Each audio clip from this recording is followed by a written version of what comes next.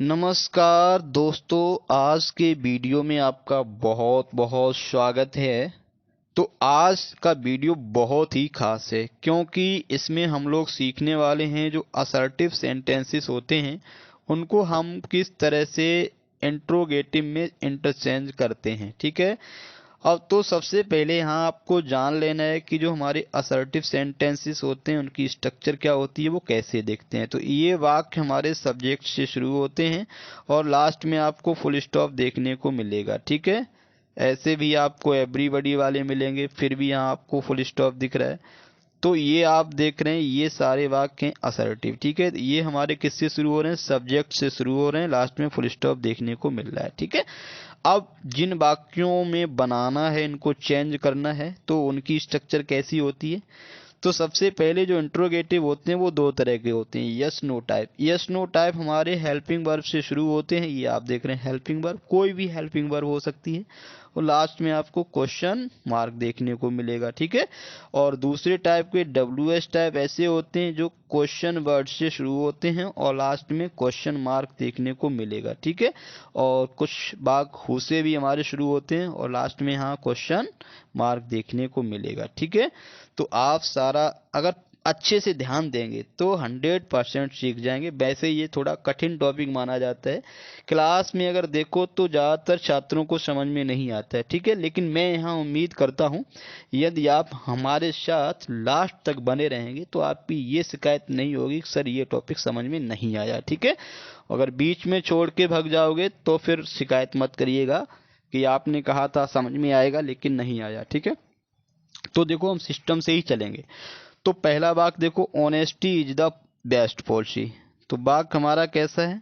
Positive है, affirmative है। देखो नीचे वाला, it is not good to insult the poor, वाक्य नेगेटिव है। ठीक है। तो यही आपको खेल समझना है। अगर वाक्य पॉजिटिव है तो जो हमारा इंट्रोगेटिव बनेगा वो हमारा नेगेटिव होगा। अगर वाक्य नेगेटिव है तो जो वाक्य हमारा इंट्रोगेटिव बनेगा वो पॉजिटिव होगा। कैसे? तो देखो यहाँ पे सबसे पहले इनको हम लोग यस नो टाइप में ले जाएंगे, तो यानी कि सबसे पहले आपका इज लग जाएगा। क्या लग जाएगा? इज लग जाएगा। इसके बाद में आप लिख देंगे यहाँ पे ऑनेस्टी। ठीक है, ऑनेस्टी। और इसके बाद में इसमें नॉट नहीं था तो आपका नॉट कहाँ ऐड हो जाएगा? यहाँ पे ऐड हो जाएगा। ठीक है। तो इज ऑनेस्टी नॉट, और उसके बाद में आप देख रहे हैं यहाँ पे द बेस्ट पॉलिसी दी है तो वो आप लिख देंगे। ठीक है। तो द बेस्ट और पॉलिसी लिख देंगे। ठीक है। लेकिन आप लोग, हमने देखा है कि लास्ट में क्वेश्चन मार्क लगाना भूल जाते हैं, तो उसको जरूर लगाएं क्योंकि हम इंट्रोगेटिव बना ही रहे हैं और क्वेश्चन मार्क नहीं लगा रहे हैं, तो ये गलत बात है। ठीक है। अब देखो इसमें आप क्या कर देंगे, इसमें भी आप सबसे पहले इज रख देंगे। ठीक है।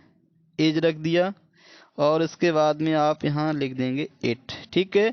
और इसमें नॉट ये लगा हुआ है जिसको हटा देना है। ठीक है। अब आप पूरा वाक्य वैसे ही उतार देंगे। ठीक है। गुड टू, उसके बाद में लिख देंगे इंसल्ट द पुअर, और लास्ट में इसमें भी आप क्वेश्चन मार्क लगाना नहीं भूलेंगे। ठीक है। तो यहाँ अब हम क्या करेंगे, आगे हर एक वाक्य का सेंस समझेंगे और तो चीजें अच्छे से याद रहेंगी। ठीक है। देखो अब वाक्य यहाँ पे आपको देखना है, एवरीबडी और नोबडी आपको देखने को मिलेंगे। तो एवरीबडी वाला वाक्य अगर हम कह दें हु में बदलता है, यानी कि इसकी जो शुरुआत होती है, यानी कि इसको इंट्रोगेटिव बनाते हैं हु से। अब आपको जानना है क्यों बनाते हैं, क्योंकि ऐसे आपको याद नहीं रहेगा। देखो मतलब लेंगे एवरीबडी मतलब हर कोई, लव्स माने प्यार करता है, हिज कंट्री मतलब अपने देश से। तो यहाँ पे हिंदी में हम अर्थ ले रहे हैं कि अपने देश को हर कोई प्यार करता है। तो हम लोग दूसरी भाषा में कह सकते हैं कौन नहीं प्यार करता है अपने देश को? अपने देश को तो सब प्यार करते हैं, तो कौन नहीं करता है? तो आप समझ रहे हैं इसका जो सेंस दे रहा है कौन दे रहा है, तो कौन नहीं यानी कि निगेटिव बनाएंगे तो हु। अब देखो लव्स लगा है, प्रेजेंट इंडेफिनिट है, क्रिया में एस या एस देखने को मिल जाए तो हम लोग निगेटिव किस तरह से बनाएंगे? डज और नॉट लगा देंगे। और डज नॉट लगने के बाद जो क्रिया है लव्स, वो हमारी लव में चेंज हो जाएगी, ठीक है। तो हु डज नॉट लव, और इसके बाद में आप लिख देंगे हिज, और कंट्री को कंट्री लिख देंगे, ठीक है। और लास्ट में क्वेश्चन मार्क यहाँ भी अवश्य लगाएंगे, ठीक है। अब एवरीवन वाला भी है, तो यहाँ अर्थ लेंगे एवरीवन मतलब हर कोई नोज सरदार पटेल। सरदार पटेल को हर कोई जानता है, तो हम लोग कह सकते हैं कि सरदार पटेल को कौन नहीं जानता। तो यानी कि ये आप सेंस लेंगे, ठीक है, ये रवैया सीखेंगे तभी आपको समझ में आ जाएगा, ठीक है। तो यहाँ पे देखो नोज लगा है, तो इसका मतलब यहाँ भी प्रेजेंट टेंस है, तो यहाँ हो जाएगा हु डज नॉट, ठीक है। और डज लगा होने की वजह से जो नोज है वो आपका रह जाएगा नो। ऐसा नहीं होगा कि आपको समझ में ना आए, ठीक है। हु डज नॉट नो, फिर आप यहाँ पे लिख देंगे सरदार, और उसके बाद में पटेल, और उसके बाद में क्वेश्चन मार्क भी अवश्य लगा देंगे, ठीक है। आगे बढ़ते हैं। यहाँ पे आप देख रहे हैं लिखा है कि नो बडी, यानी कि अगर वाक्य में नो बडी या नो वन या फिर नन आए तो ऐसे वाक्यों को भी हम किससे, हु से इंट्रोगेट करते हैं। क्यों करते हैं वो आप फिर यहाँ अर्थ लेंगे, तो आपको रटना नहीं पड़ेगा। नो बडी मतलब कोई नहीं, वांट्स माने चाहता है, टू बी मतलब होना, पुअर माने गरीब। तो इसका मतलब है कि कोई भी गरीब होना नहीं चाहता है। तो हम लोग कह सकते हैं गरीब होना कौन चाहता है, कोई नहीं चाहता है, तो गरीब होना कौन चाहता है, तो इसलिए हमारा यहाँ पे आ जाता है हु, ठीक है। अगर वाक्य नेगेटिव है तो आप हु यानी कि नो बडी के स्थान पे रख देंगे हु, और शेष वाक्य को वैसे ही उतार देंगे। यानी कि आप देख रहे हैं इसमें वांट्स को वांट्स लिख रहे हैं, यानी कि इसमें डू या डज नॉट नहीं लगा रहे हैं। तो हु वांट्स टू बी, और पुअर का आप लिख देंगे पुअर, ठीक है। लास्ट में क्वेश्चन मार्क लगा देंगे, ठीक है। तो पूरी तरह से आप समझ जाएंगे। No one has seen the wind, उनके नो वन हैज किसी ने नहीं देखा है हवा को, यानी कि हवा को किसने देखा है, हम लोग कहते हैं हवा को किसने देखा है, यानी कि हु, और उसके बाद में आप हैज सीन द विंड वैसा ही उतार देंगे, ठीक है। और लास्ट में क्वेश्चन मार्क भी लगाना नहीं भूलेंगे, इस चीज को आप ध्यान रखिएगा, ठीक है। तो यहाँ हम क्या करेंगे, रूल नहीं बल्कि चीजों को समझने का प्रयास करेंगे, ठीक है। तो रूल जाओ भूल और बने रहो कूल। तो आप जो है चीजों को समझने का प्रयास करिए, ठीक है, क्योंकि English depends on sense, so you should understand the sense. तो आप सेंस समझिएगा तो आपको रटना नहीं पड़ेगा, ठीक है, और आप कभी भूलेंगे भी नहीं। अब देखो यहाँ आपको दिख रहा है ऑलवेज, ठीक है, ऑलवेज ऑलवेज। तो यहाँ पे अगर वाक्य में ऑलवेज दिख रहा है तो उसका हम लोग प्रश्नवाचक कैसे बनाते हैं, तो हम लोग जैसे ऑलवेज माने होता है हमेशा, और नेवर का मतलब होता है कभी नहीं। अब हम कोई एक्शन पूछें तुम यहाँ कब आओगे, तो कब आओगे, उन्हें कि कब आओगे, कभी नहीं आएंगे, ठीक है। और तुम गरीबों की मदद कब करते हो, नहीं हमेशा करते हैं। तो यानी कि जब ऑलवेज और नेवर में जवाब होता है तो ऐसे वाक्यों को हम लोग व्हेन से बनाते हैं, ठीक है, क्योंकि जो ऑलवेज और नेवर होते हैं वो टाइम को शो करते हैं, ठीक है। तो टाइम हमारा होता है व्हेन से शो, ठीक है। तो यहाँ ऐसे वाक्यों में जैसे ही आपको ऑलवेज दिख जाए तो ऑलवेज दिखते ही आप इसकी शुरुआत करेंगे व्हेन से, ठीक है। तो व्हेन लगाने के बाद ये क्वेश्चन वर्ड हो गया, उसके बाद में यहाँ लगाएंगे आप डज। क्यों डज लगाएंगे, क्योंकि यहाँ पे हेल्प्स है, क्रिया में एस लगा हुआ है तो प्रेजेंट इंडेफिनिट है।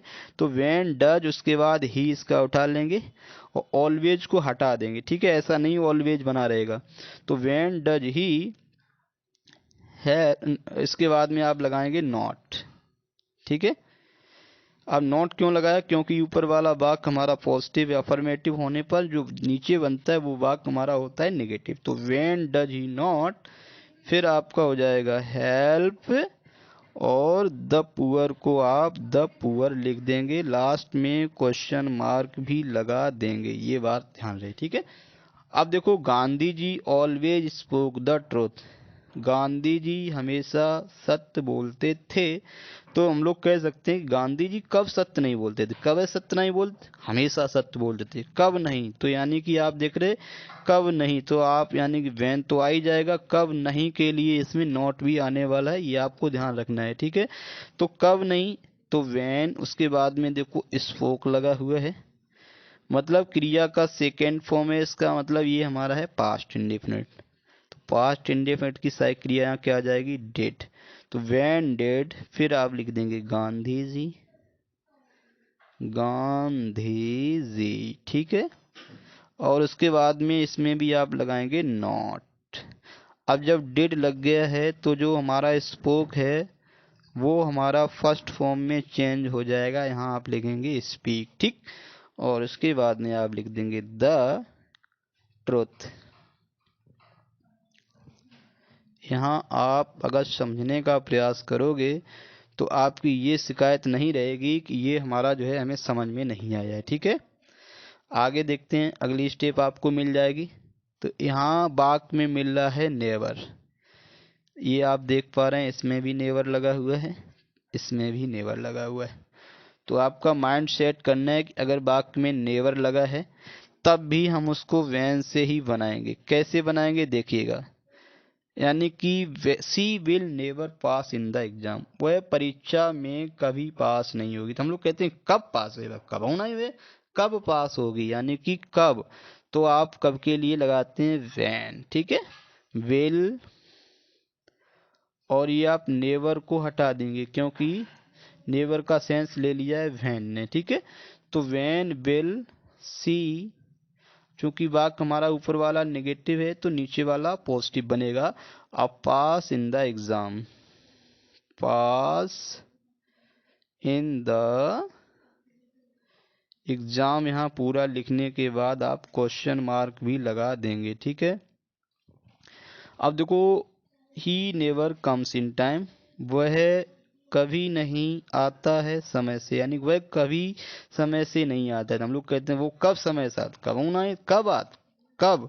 तो यहाँ पे आप समझ सकते हैं, इसीलिए हमारा वैन आता है। आपको रटना नहीं है बल्कि समझना है, ठीक है। तो इसके लिए आप हिंदी में अर्थ लेना सीखिएगा। तो वैन अब कम्स लगा है तो इसका मतलब प्रेजेंट इंडेफिनिट, तो यहाँ आप लगाएंगे डज। क्या लगाएंगे, डज। और उसके बाद में सब्जेक्ट इसका ही है, ही।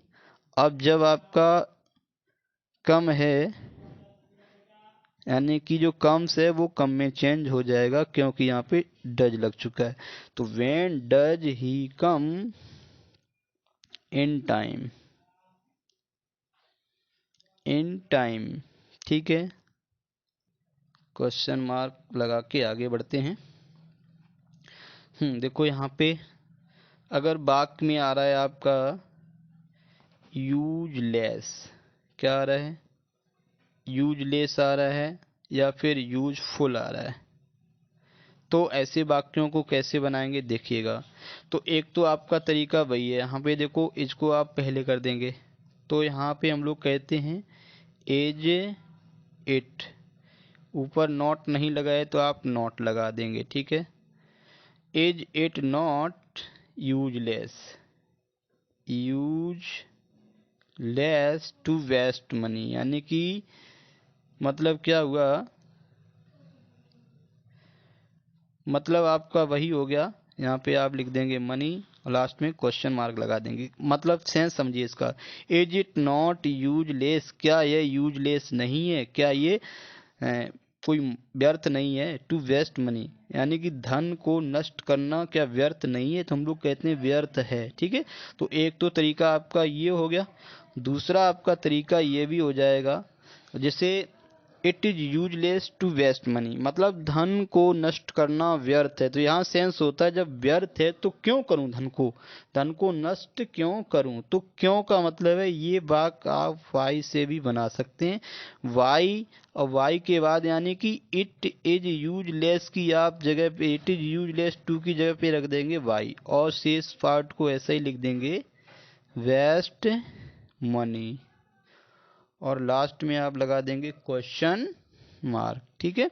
तो आप इट इज यूजलेस वाले वाक्यों को आप वाई से बना सकते हैं, और इट इज यूजफुल वाले वाक्यों को वाई नॉट से। कैसे? It is useless to rise early, यानी कि सुबह जल्दी उठना, यानी कि जल्दी उठना अच्छा होता है या यूजफुल होता है। इट इज यूजफुल, तो यानी कि आप लोग कहते हैं क्या सुबह जल्दी उठना यूजफुल नहीं है, तो इसका मतलब यूजफुल है। तो पहला तरीका तो आपको यही हो जाएगा, इज इट, फिर नॉट लगा देंगे, यूजफुल टू राइज, फिर आप यहाँ पे अर्ली लगाने के बाद में लास्ट में क्वेश्चन मार्क लगा देंगे। ठीक है, तो इट नॉट यूजफुल, क्या यह यूजफुल नहीं है टू राइज अर्ली, तो यहाँ पे सेंस बन रहा है कि सुबह जल्दी उठना, यानी जल्दी उठना अच्छा होता है, अच्छा है, यूजफुल है। और दूसरा आप, क्या यह यूजफुल इज, यानी कि it is useful to rise early, जल्दी उठना लाभकारी है, तो इसका मतलब है क्यों ना उठूं, तो वाई नॉट। वाई नॉट यानी कि यूजलेस है तो वाई प्लस क्रिया का फर्स्ट फॉर्म, यूजफुल है तो वाई नॉट प्लस क्रिया का फर्स्ट फॉर्म, ऐसे ही आप लगा देंगे, वाई नॉट राइज अर्ली। ठीक है, इसको हम इस तरह से बना सकते हैं। ठीक, क्वेश्चन मार्क यहाँ भी लगा देंगे। अब देखो लास्ट में यहाँ देखने का प्रयास करेंगे, समझने का प्रयास करेंगे।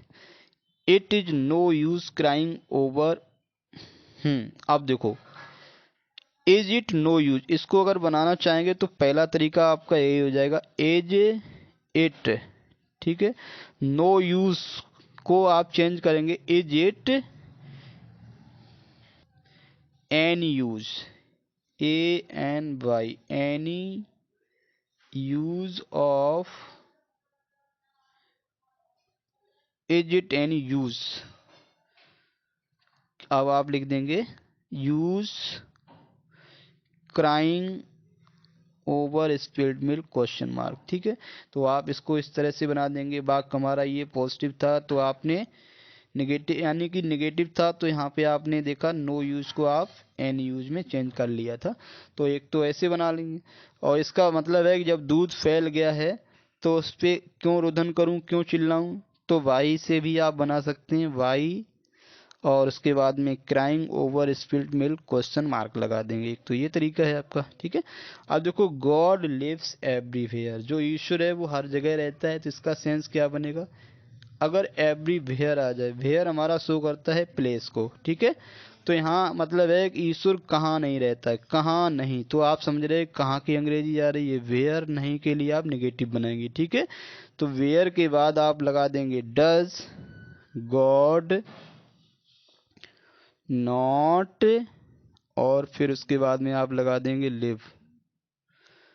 ठीक है, और क्वेश्चन मार्क को नहीं भूलेंगे। तो where does God not live, यानी कि ईश्वर कहाँ नहीं रहता है, तो इसका मतलब है ईश्वर हर जगह रहता है। ठीक है, सेंस ये है। आई कांट फॉरगेट यू, तो हम लोग कह सकते हैं मैं आपको भूल नहीं सकता हूँ, तो हम लोग कह सकते हैं can I forget you, can I, क्या मैं आपको भूल सकता हूँ, फॉर